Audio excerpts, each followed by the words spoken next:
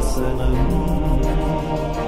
வாழ்வளிக்கும் இறை வசனமே. இறையேசுவில் அன்பிற்கினியவர்களே, அருட்சாதனங்களை குறித்து நாம் சிந்திக்கும் போது இரண்டாவதாக நமக்கு தரப்படுகின்ற ஒரு அருட்சாதனம் நற்கருணை அருட்சாதனம். நற்கருணை அருட்சாதனத்தை குறித்து நாம் இன்று சிந்திக்கவிருக்கின்றோம். நற்கருணையிலே நமக்கு நலன்களையெல்லாம் வைத்திருக்கின்ற இறைவனின் அதே ஆசிர் உங்கள் அனைவரோடும் என்றும் இருக்க வேண்டும் என்ற ஜெபத்தோடு வாழ்த்தோடும் இந்த சிந்தனையை நான் தொடங்குகின்றேன். நற்கருணை என்பது இறைவனின் உடலை நாம் குறித்து சொல்லுகின்ற வார்த்தை. இதை ஒரு அருட்சாதனமாக நாம் கொண்டாடுகின்றோம். இதிலே நாம் மிக தெளிவாக கவனிக்க வேண்டிய ஒரு உண்மை, திருச்சபையை சாராத மற்றவர்கள் கூட, அதாவது கத்தோலிக்க திருச்சபையை சாராத மற்ற சபைகளும் கூட நற்கருணையை தங்களுடைய விசுவாசத்திலே ஒரு முக்கியமான கோட்பாடாக கொண்டிருக்கின்றார்கள். ஏனென்றால் இது கிறிஸ்துவின் வாழ்வோடும் கிறிஸ்துவின் ஆளுமையோடும் மிக நெருங்கிய தொடர்புள்ள ஒரு அருட்சாதனமாக இருக்கின்றது. கிறிஸ்துவிலே நாம் ஒன்றித்திருக்கின்றோம் என்று நமக்கு எடுத்து சொல்லுகின்ற ஒரு அருட்சாதனமாக இருக்கின்றது. திருச்சபைகளை ஒன்று கூட்டி ஒரு சபையாக உருவாக்குகின்ற ஒரு பொருளாக இது மாறுகின்றது. இத்தனை சிறப்புகளை கொண்ட இந்த அருட்சாதனத்தை நாம் அனைவருமே பெறுகின்றோம். ஆனால் அந்த அருட்சாதனம் உண்மையிலேயே நமக்கு புரிந்திருக்கின்றதா என்பதை நாம் இன்று சிந்தித்து பார்ப்போம். அந்த அருட்சாதனத்தில் நாம் எதை கொண்டாடுகின்றோம் என்பதை மீண்டும் ஒரு முறையாக நமக்குள்ளே நாம் நினைவுபடுத்திக் கொள்வோம். இந்த அருட்சாதனம் நம் வாழ்விலே நமக்கு தருகின்ற அழைப்பும் சவாலும் என்ன என்பதையும் நாம் புரிந்து கொள்வோம். இத்தனை கேள்விகளையும் இத்தனை சிந்தனைகளையும் நாம் ஒருமுகப்படுத்த வேண்டும் என்று சொன்னால் 3 வார்த்தைகளை நாம் உண்மையிலேயே புரிந்து கொள்ள வேண்டியிருக்கின்றது. நற்கருணை என்ற இந்த அருட்சாதனத்தை குறித்து ஆங்கிலத்தில் இறையியலே சொல்லும் பொழுது 3 வார்த்தைகளை பயன்படுத்துகின்றார்கள். Eucharist as mystery, memory and meal. இந்த 3ஐயும் புரிந்து கொள்வோம். மிஸ்ட்ரி என்றால் மறைபொருள் என்று பொருள். மெமரி நமக்கு தெரியும், நினைவு என்று பொருள். மீல் விருந்து என்று பொருள். இந்த 3 வார்த்தைகளை நாம் புரிந்து கொண்டோம் என்று சொன்னால் இந்த 3 நிலைகளிலிருந்து நற்கருணை அருட்சாதனத்தை நாம் புரிந்து கொண்டோம் என்று சொன்னால் இதனுடைய அழைப்பும் சவாலும் மிக தெளிவாக நமக்கு புரிகின்றது. இந்த 3 வார்த்தைகளுக்கு நாம் செல்லும் முன்பாக ஆங்கிலத்திலே வழங்கப்படும் 2 வார்த்தைகளை நாம் முதலில் புரிந்து கொள்வோம். நற்கருணைக்கு யூக்கரிஸ்ட் என்றும் சொல்லுவோம், கம்யூனியன் என்றும் சொல்லுவோம். நற்கருணை என்பது யூக்கரிஸ்ட் என்ற அந்த வார்த்தையிலிருந்து நேராக வருகின்ற ஒரு பொருளை நமக்கு தருகின்றது. யூ கரிஸ்தியா, 2 வார்த்தைகள். யூ என்பது நல்ல நன்மை தருகின்ற என்று பொருள். கரிஸ்தியா என்பது அருள், நல்ல அருளை நமக்கு தருகின்ற ஒரு நிகழ்வு என்பதை இது குறித்து காட்டுகின்றது. அல்லது நல்ல அருட்களை நாம் பெற்று கொண்டிருப்பதற்காக இறைவனுக்கு நாம் தருகின்ற ஒரு நன்றி என்பதை நமக்கு குறித்து காட்டுகின்றது. அல்லது நல்ல அருளை இறைவன் நமக்கு தர காத்திருக்கின்றார், அதை பெற்றுக்கொள்ளுகின்ற நேரம் என்பதையும் நமக்கு அது எடுத்து சொல்லுகின்றது. ஆகவே யூக்கரிஸ்ட் என்ற இந்த வார்த்தை மிக அழகான பொருளுள்ள ஆழமான ஒரு வார்த்தையாக இருக்கின்றது. அந்த யூக்கரிஸ்ட் என்பதை நாம் இன்னொரு வார்த்தையும் பயன்படுத்துகின்றோம். தமிழில் நாம் பேசும்பொழுது கூட ஆங்கில வார்த்தையை பயன்படுத்தும் போது மாஸ் என்று சொல்லுகின்றோம். இந்த மாஸுக்கு போனேன், ஃபஸ்ட் மாஸ் போனேன், செகண்ட் மாஸ் போனேன். சில நேரங்களில் அந்த வார்த்தைக்கான அர்த்தம் கூட நமக்கு புரிவதில்லை. மாஸ் என்றால் என்ன? பொதுவாக நாம் பேசும்பொழுது மாஸ் என்றால் கூட்டம் என்று பொருள். பெரிய திரளான ஒரு கூட்டம், மக்கள் திரள் என்று பொருள். ஆனால் நாம் நற்கருணை கொண்டாட்டத்தை குறித்து பேசும்போது இது கூட்டமா? இல்லை. ஆகையால் இந்த வார்த்தையும் நாம் புரிந்து கொள்ள வேண்டி இருக்கின்றது. பயன்படுத்தும் போது அதை எதற்காக பயன்படுத்துகின்றோம், எந்த பொருளிலே பயன்படுத்துகின்றோம் என்பதையும் நாம் புரிந்து கொள்ள வேண்டி இருக்கின்றது. மாஸ் என்ற அந்த வார்த்தை லத்தீன் மொழியில் மிஸ்ஸா என்ற ஒரு வார்த்தையிலிருந்து வருகின்றது. அது கிரேக்க மொழியில் மிஸ்ஸியோ என்பதும் என்ற ஒரு வார்த்தைக்கும் சம்பந்தப்பட்டதாக இருக்கின்றது. இதை ஏன் இங்கு பயன்படுத்துகின்றோம் என்றால், திருப்பலியின் கடைசியில் இறுதியில் நமக்கு குருவானவர் சொல்வதென்ன?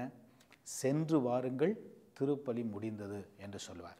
சென்று வாருங்கள் என்று சொல்லும்பொழுது, நீங்கள் செல்லுங்கள் என்பது சாதாரணமாக வீட்டுக்கு செல்லுங்கள் என்று பொருள் அல்ல. ஆனால் உங்களுடைய வாழ்க்கையை வாழ செல்லுங்கள். இங்கு நீங்கள் செய்த இந்த செயலை மற்றவர்களுக்கு எடுத்து சொல்ல செல்லுங்கள். கடவுள் உங்களுக்கு செய்திருக்கின்ற எல்லா நன்மைகளையும் அடுத்தவருக்கு அறிவிக்க செல்லுங்கள் என்ற ஒரு அழைப்பை அல்லது ஒரு பணியை நமக்கு தருகின்றதை அந்த வார்த்தை நமக்கு குறித்து காட்டுகின்றது. அன்புக்குரியவர்களே, இங்கிருந்து தான் மிஸ்ஸா என்ற வார்த்தையோ மிஸ்ஸியோ என்ற வார்த்தையோ மாஸ் என்ற வார்த்தையோ வருகின்றது. ஆகவே மாஸ் என்று சொல்லும் பொழுது அதனுடைய வேரிலே இருக்கின்ற சொல், த ரூட் மீனிங் என்ன என்பதை புரிந்து கொண்டோம் என்று சொன்னால், அது வெறும் திரளான கூட்டம் என்று பொருள் அல்ல. ஆனால் நாம் அனுப்பப்படுகின்றோம். இறைவனின் பணியோடு நாம் அனுப்பப்படுகின்றோம். இறைவனின் பணியை செய்ய நாம் அனுப்பப்படுகின்றோம். இறை வார்த்தையை அறிவிக்க நாம் அனுப்பப்படுகின்றோம். இறைவனின் செய்தியை மற்றவர்களோடு பகிர்ந்து கொள்ள நாம் அனுப்பப்படுகின்றோம் என்ற பொருளிலே அது வழங்கப்படுகின்றது. இனி மாஸ் என்ற வார்த்தையை பயன்படுத்தும் போதெல்லாம் நாம் உண்மையிலேயே அனுப்பப்படுகின்றோம் என்ற அந்த ஒரு உணர்வோடு பயன்படுத்துகின்றோமா என்பதை நாமே நமக்குள்ளாக கேட்டுக்கொள்ள வேண்டும். சரி, வேறொரு வார்த்தையும் பயன்படுத்தப்படுகின்றது, கம்யூனியன், ஹோலி கம்யூனியன் என்று சொல்லுகின்றோம். திருச்சபை, கத்தோலிக்க திருச்சபையை விட்டு மற்ற சபைகள் பலரும் இதை தான் பயன்படுத்துகின்றார்கள். கம்யூனியன் சர்வீஸ் என்று சொல்லுவார்கள். கம்யூனியன் சர்வீஸ் என்றால் ஒன்று கூடல், ஒன்று சேர்ந்தல், ஒரு மனப்படுதல், இதுதான் கம்யூனியன். அப்போ ஒன்றுபடுதல், ஒரு மனப்படுதல் என்ற ஒரு அர்த்தத்தை நமக்கு தருகின்ற ஒரு செயல்பாடாக நற்கருணை கொண்டாட்டம் அமைகிறது என்பதையும் நமக்கு எடுத்து சொல்லுகின்றது. எப்படி நாம் ஒருமனப்படுகின்றோம், எப்படி எது நம்மை ஒன்று கூட்டுகின்றது, இந்த கேள்விகளை எல்லாம் நாம் கேட்டோம் என்று சொன்னால் மிக தெளிவான ஒரு பதில் இருக்கின்றது. இறைவனின் திருவுடல் திரு ரத்தம் நம்மை ஒன்று சேர்க்கின்றது. இந்த பொருளை எல்லாம் மனதில் கொள்வோம். நான் ஏற்கனவே சொன்ன அந்த 3 வார்த்தைகளை இப்பொழுது நாம் புரிந்து கொள்ள முயற்சிப்போம். Mystery, memory, meal. இதுதான் நற்கருணை. மிஸ்ட்ரி, மறைப்பொருள். நற்கருணையில் என்ன மறைப்பொருள் அடங்கியிருக்கின்றது? நற்கருணையில் நாம் செய்வதென்ன? நற்கருணை எதை நமக்கு குறித்து காட்டுகின்றது? இந்த கேள்விக்கெல்லாம் ஒரே பதில், கல்வாரி பலியை நமக்கு குறித்து காட்டுகின்றது. கல்வாரியிலே 2000 ஆண்டுகளுக்கு முன்பாக நடந்த அந்த பலி இன்றும் நம்முடைய கண் முன்பாக உயிருள்ள ஒரு பலியாக கொண்டு வரப்படுகின்றது. ஒரு சிலர், கத்தோலிக்க திருச்சபையை சாராதவர்கள் ஒரு சிலர் நம்மை பார்த்து ஒரு கேள்வி கேட்பதுண்டு. 2000 ஆண்டுகளுக்கு முன்பாக கிறிஸ்து அளித்த அந்த பலி எல்லா காலத்திற்குமான பலி என்று எபிரேயருக்கு எழுதிய திருமுகம் சொல்லுகின்றது. அப்படி இருக்க நீங்கள் ஏன் அந்த பலியை திரும்ப திரும்ப அளித்து கொண்டிருக்கின்றீர்கள்? அதே பலி திரும்ப திரும்ப ஏன் செலுத்தப்படுகின்றது என்று சொல்லுவார்கள். அன்புக்குரியவர்களே, திரும்ப திரும்ப செலுத்தப்படுகின்ற பலி அல்ல. எபிரேயருக்கு எழுதிய திருமுகம் நமக்கு சொல்வது போலவே, அன்று அளிக்கப்பட்ட, அன்று செலுத்தப்பட்ட அதே பலி, அந்த பலியிலே நாம் நம்மையே ஒன்றிணைத்து கொள்ளுகின்றோம். அது எப்படி முடியும்? 2000 ஆண்டுகளுக்கு முன்பாக அளித்த பலியில் நாம் எப்படி இன்று வாழ்ந்து கொண்டிருக்கின்ற நான் எப்படி ஒன்று சேர முடியும்? அதுதான் மறைப்பொருள். கிறிஸ்து அன்று தன்னையே இந்த உலகத்தின் மீட்பிற்காக, நம் ஒவ்வொருவரின் மீட்பிற்காக ஒப்பு கொடுத்த அந்த பலியிலே நாம் நம்மையே இணைத்து கொள்ளுகின்றோம். அந்த பலியிலே நான் என்னையே இணைத்து கொள்ளாவிட்டால் இறைவனின் மீட்பு, கிறிஸ்துவின் மீட்பு எனக்கு வந்து சேராது என்பதுதான் திருச்சபை நமக்கு சொல்லிக் கொடுக்கின்ற பாடம். அன்புக்குரியவர்களே, மறைப்பொருள் என்று நாம் இங்கு எதை வழங்குகின்றோம் என்று சொன்னால், கல்வாரி பலி இன்று இந்த பீடத்தின் மீது உண்மையாகின்றது. அது எப்படி உண்மையாக கூடும் என்பதுதான் மறைப்பொருள். சில நேரங்களிலே இந்த வார்த்தை மறைப்பொருள் அல்லது மிஸ்ட்ரி என்று சொன்னால் நம்மால் புரிந்து கொள்ள இயலாதது என்று நாம் நினைத்து விடுகின்றோம். அப்படி அல்ல. இது புரிந்து கொள்ள இயலாத ஒன்று அல்ல, ஆனால் புரிந்து கொள்ள தேவையற்ற ஒன்று. புரிகிறதா? தேவையற்ற ஒன்று. புரிந்து கொள்ளாமலேயே இறைவனுடைய முழுமையான அருளும் மீட்பும் நம்மை வந்து அடைகிறது. அதுதான் மறைப்பொருள். இறைவனின் செயல்பாடு நம்முடைய மனித புரிதலுக்கு அப்பாற்பட்டது. மனித புரிதலுக்கு அப்பாற்பட்ட இந்த செயல்பாடுகளை நாம் புரிந்து கொள்ள வேண்டிய தேவையில்லை. அனுபவிக்கின்றோம், அதன் விளைவுகளை அனுபவிக்கின்றோம், அதன் உண்மைகளை கண்கூடாக பார்க்கின்றோம். அந்த உண்மைகள் நம்முடைய வாழ்க்கையில் உண்மையாவதை நடைமுறை ரீதியாக நாம் அதை காண்கின்றோம், உணர்கின்றோம், வாழுகின்றோம். இதுதான் மறைப்பொருள். நற்கருணை என்பது மறைப்பொருளாகின்றது. என்னென்ன மறைப்பொருள்கள் அங்கே அடங்கி இருக்கின்றன, எவையெல்லாம் மறைப்பொருளாக இருக்கின்றன என்பதையும் நாம் புரிந்து கொள்வோம். முதலிலே கிறிஸ்து நம் மத்தியிலே பிரசன்னமாய் இருக்கின்றார் என்பதே மறைப்பொருளாக அமைகின்றது. அதை நம்மால் பார்க்க முடியுமா? ஆராய்ந்து பார்க்க முடியுமா? ஆய்வுக்கு உட்படுத்த முடியுமா? முடியாது. ஆனால் அனுபவிக்க முடியும். கிறிஸ்துவின் அனுபவத்தை, கிறிஸ்துவின் பிரசன்னத்தை நாம் உள்ளார உணர முடியும். இதை தான் மறைப்பொருள் என்கிறோம். கிறிஸ்து நற்கருணை கொண்டாட்டத்தின் போது நம்மோடு பிரசன்னமாய் இருக்கின்றார். எப்படி பிரசன்னமாய் இருக்கின்றார்? 3 வழிகளிலே பிரசன்னமாய் இருக்கின்றார். முதலாவது பீடத்திலே, அந்த பீடமாய் இறைவன் இருக்கின்றார். அந்த பீடம் கல்வாரி பலியினுடைய அந்த சிலுவையை நமக்கு குறித்து காட்டுகின்றது. கல்வாரி பலியிலே சிலுவையின் மீது தொங்கிய அந்த இறைவனின் செம்மறியை நமக்கு குறித்து காட்டுகின்றது. கல்வாரி பலியிலே அன்று பலியாக தன்னுடைய உயிரை கொடுத்த அந்த உடலை இது குறித்து காட்டுகின்றது. அந்த பீடத்திலே கிறிஸ்து நம்மிடம் பிரசன்னமாய் இருக்கின்றார். எப்படி பிரசன்னமாய் இருக்கின்றார்? பலியாக, பலி பொருளாக, பலி பீடமாக கிறிஸ்து பிரசன்னமாய் இருக்கின்றார். இதை தான் எபிரேயருக்கு எழுதிய திருமுகமும் நமக்கு எடுத்துச் சொல்லுகின்றது. இதை நாம் பார்க்க முடியுமா? முடியாது. ஆனால் உணர முடியும், அனுபவிக்க முடியும். ஆகையால் தான் திருப்பலி ஆற்றும் போது பெரிய திருப்பலிகளிலெல்லாம் நாம் பார்த்தோமே ஆனால் அந்த பீடத்தை சுற்றி தூபமிடுவார் குருவானவர். ஏன் பீடத்தை சுற்றி தூபமிட வேண்டும்? ஏனென்றால் அந்த பீடம் கிறிஸ்துவை நமக்கு குறித்து காட்டுகின்றது. அது வெறும் பீடம் மட்டுமல்ல, திருப்பலியின் போது அது கிறிஸ்துவாக, கிறிஸ்துவின் உடலாக, கிறிஸ்துவின் பலி பீடமாக, கிறிஸ்துவாகவே மாறுகின்றது என்பதை நாம் புரிந்து கொள்கின்றோம். ஆகையால் தான் அன்புக்குரியவர்களே, பல நேரங்களிலே ஆயர்களுடைய பேரவைகளிலோ அல்லது திருச்சபையினுடைய தலைமை பீடத்திலிருந்தோ பல நேரங்களில் பலவிதமான செய்திகளை சொல்லும்போது அந்த பீடத்தை நாம் சுத்தமாக வைக்க வேண்டும், அந்த பீடத்தின் மீது அலங்கார பொருட்களை எல்லாம் அடுக்கி வைக்கக்கூடாது, அந்த பீடத்தை ஒரு சாதாரண மேஜையை போல நாம் பயன்படுத்தக்கூடாது என்ற சிந்தனைகள் எல்லாம் நமக்கு வருகின்றன. காரணம் என்ன? இந்த மறைப்பொருளை நாம் புரிந்து கொள்ள வேண்டும் என்பதற்காக. இரண்டாவது வழி, கிறிஸ்து நமக்கு பிரசன்னமாய் இருக்கின்ற வழி குருவானவர் வழியாக. குருவானவர் அங்கு கிறிஸ்துவின் இடத்தை எடுத்துக்கொள்கிறார். இதோ என் உடல், இதோ என் இரத்தம் என்று அவர் நமக்கு காண்பிக்கும் போது அங்கு கிறிஸ்துவாகவே அவர் நிற்கிறார் என்பதை நாம் உணர வேண்டும். என் உடல், என் இரத்தம் என்று குருவானவர் சொல்லவில்லை, கிறிஸ்து கூறுகின்றார். என் உடல், என் இரத்தம் என்று கிறிஸ்து நமக்கு தன்னையே அளிக்கின்றார். அதுதான் அந்த நற்கருணை. கிறிஸ்து குருவானவர் வழியாக பிரசன்னமாயிருக்கின்றார். மூன்றாவது வழி, கிறிஸ்துவின் பிரசன்னத்தை நாம் உணர்கின்ற வழி எது என்றால் சபை, கூடியிருக்கின்ற திருச்சபை. கொரிந்தியருக்கு எழுதிய திருமுகத்தில் நாம் பார்க்கின்றோம், திருச்சபை கிறிஸ்துவின் உடல், கிறிஸ்துவே திருச்சபையின் தலை என்று நாம் பார்க்கின்றோம். அப்படி என்றால் கூடியிருக்கின்ற இந்த சபை, நீங்கள் நான் அனைவரும் சேர்ந்து இந்த திருச்சபை ஒருமனப்பட்டு ஒன்று கூடும்போது நாம் கிறிஸ்துவின் பிரசன்னமாய் மாறுகின்றோம். எங்கே 2 3 கூடி இருக்கின்றார்களோ அங்கே அவர்கள் மத்தியில் நான் இருக்கின்றேன் என்று இறைவன் சொல்லுகின்றார். நாம் கூடும்போது, ஒன்று கூடும்போது, ஒருமனப்படும் போது, திருச்சபையாய் ஒன்று கூடும்போது கிறிஸ்துவின் உடலாய் நாம் அங்கு இருக்கின்றோம் என்பதை நாம் உணர வேண்டும். இவ்வாறு கிறிஸ்துவின் பிரசன்னத்தை 3 வழிகளிலே, பீடத்தின் வழியாக, குருவின் வழியாக, சபையின் வழியாக நாம் உணர்கின்றோம் என்பது ஒரு மாபெரும் மறைப்பொருள். இந்த மறைப்பொருள் எப்பொழுது நிகழ்ந்தேறுகிறது? நற்கருணை பலியிலே நிகழ்ந்தேறுகிறது. மற்றொரு மறைப்பொருள், சாதாரண ஒரு அப்பமும் சாதாரண ஒரு பழரசமும் எவ்வாறு கிறிஸ்துவின் உடலாகவும் இரத்தமாகவும் மாறுகின்றது என்பது மற்றொரு மறைபொருள். இறைவனின் வல்லமையினாலே, தூய ஆவியின் அருளினாலே, கிறிஸ்துவின் சித்தத்தினாலே அந்த அப்பம் கிறிஸ்துவின் உடலாகவும் அந்த ரசம் கிறிஸ்துவின் இரத்தமாகவும் மாறுகின்றது.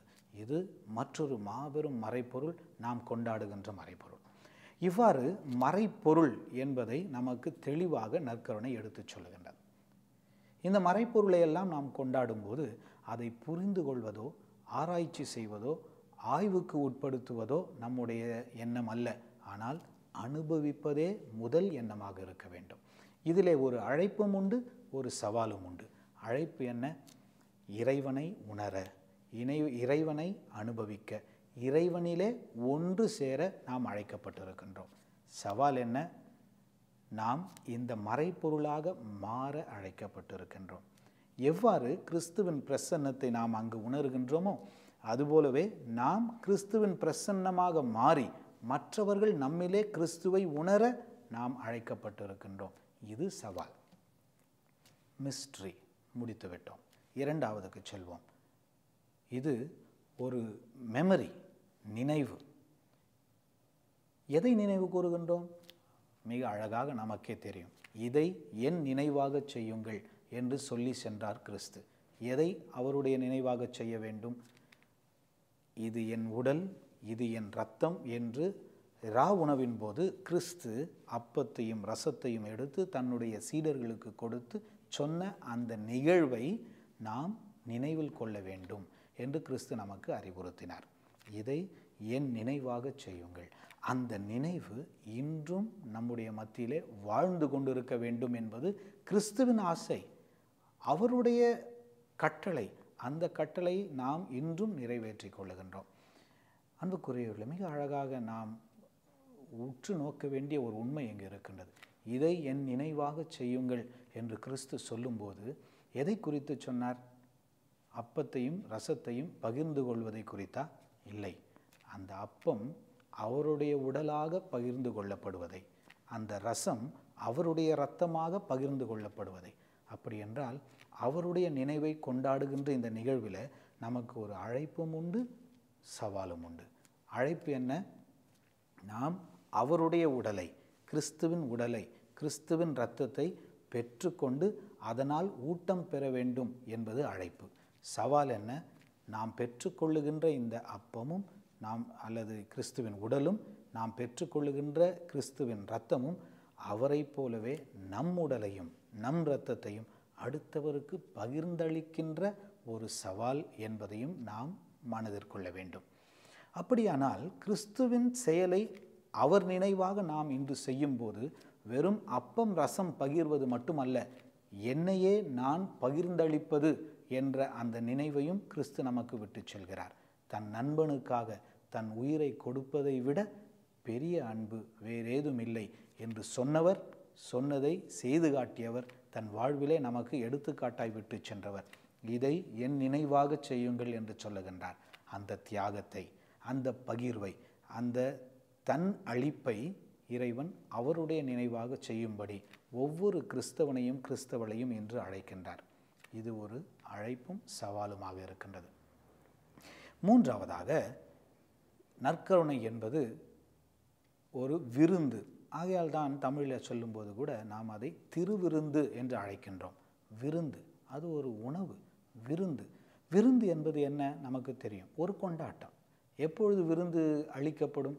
ஏதோ ஒரு மகிழ்ச்சியில் நாம் இருக்கும்போது, நாம் அனைவரும் சேர்ந்து. நான் தனியாக சாப்பிடுவது விருந்தாக இருக்காது. ஏதோ ஒரு மகிழ்ச்சியில் நான் மட்டும் தனியாக ஹோட்டலுக்கு போய் சாப்பிட்டேன் அப்படின்னா அது ஒரு விருந்தா? இல்லை, அது என்னுடைய சாப்பாடு. ஆனால் ஒன்று கூடி எனக்கு பிடித்தவர்கள், என்னை அன்பு செய்கிறவர்கள், நான் அன்பு செய்கிறவர்கள், என் வாழ்க்கையில் ஏதாவது ஒரு மாற்றத்தை, வேறுபாட்டை கொண்டு வந்தவர்கள், இவர்களையெல்லாம் அழைத்து அவர்களோடு சேர்ந்து மகிழ்ந்திருப்பது தான் விருந்து. இந்த விருந்து மிக மிக முக்கியமான ஒரு பண்பாட்டு அடையாளம். நம்முடைய பண்பாட்டிலே எடுத்துக்கொள்வோம்.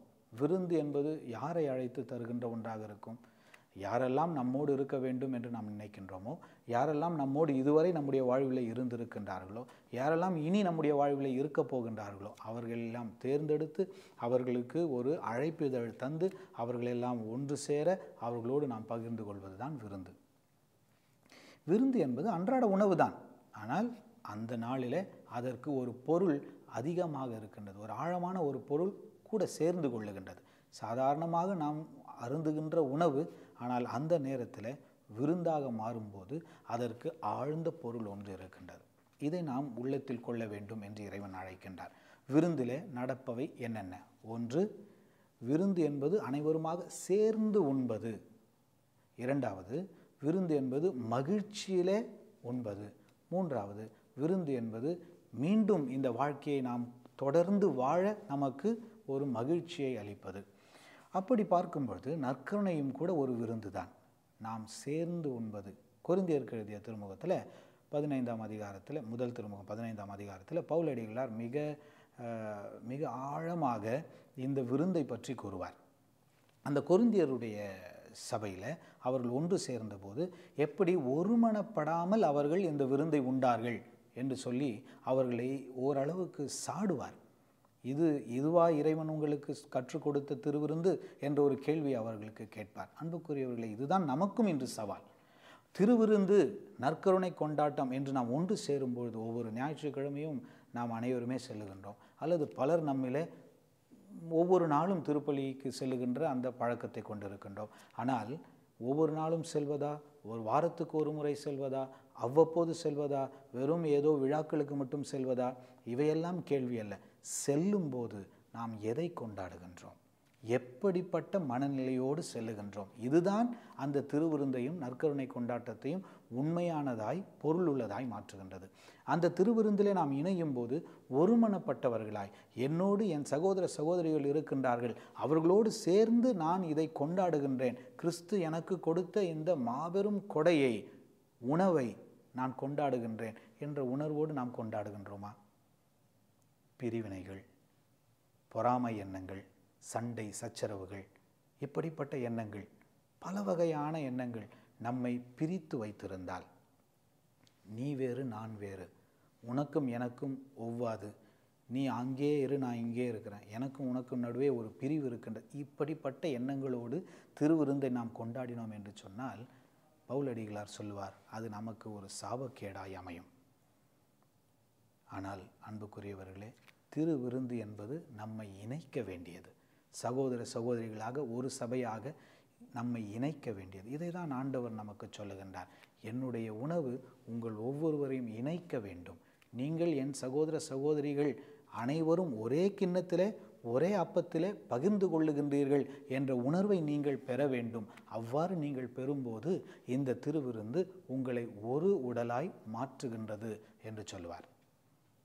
இறைவனின் உடலாக நாம் உருவாக வேண்டும் என்று சொன்னால், இறைவனின் உடலாக திருச்சபை உருவாக வேண்டும் என்று சொன்னால், இயேசு கிறிஸ்துவின் உடலாக திருச்சபை வாழ வேண்டும் என்று சொன்னால், இந்த உணவை, கிறிஸ்துவின் உடலை, கிறிஸ்துவின் இரத்தத்தை நாம் ஒரு மனதோராய் உட்கொள்ள வேண்டும்.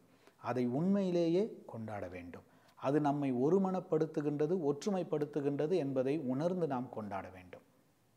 நற்கருணை என்பது மறைபொருள், நினைவு, நமக்கு தரப்படுகின்ற ஒரு விருந்து என்பதை நாம் உணர்ந்து விட்டோம் என்று சொன்னால், இந்த நற்கருணை எவ்வளவு பெரிய கொடையாக இருக்கின்றது என்பதை நாம் உணர்ந்து கொள்வோம்.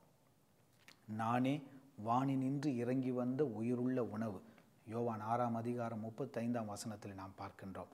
இயேசு கிறிஸ்து நம்மை பார்த்து சொல்லுகின்றார், நானே வானினின்று இறங்கி வந்த உயிருள்ள உணவு, என்னை உட்கொள்ளும் ஒவ்வொருவனும் எந்த நேரத்திலும் பசியுறான், அவன் உண்மையிலேயே நிறைவாழ்வை பெறுகிறான் என்று சொல்லுகின்றார். நற்கருணை அருட்சாதனத்திலே கிறிஸ்து நமக்கு நிறைவாழ்வை தருகின்றார். அவரிலே நிறைவாழ்வை தருகின்றார். அவருடைய உடலையும் இரத்தத்தையும் உண்டு நிறைவாழ்வை பெற்றுக்கொள்ள நம்மை அழைக்கின்றார். அந்த நிலை வாழ்வை நாம் பெற்றிருக்கின்றோம்.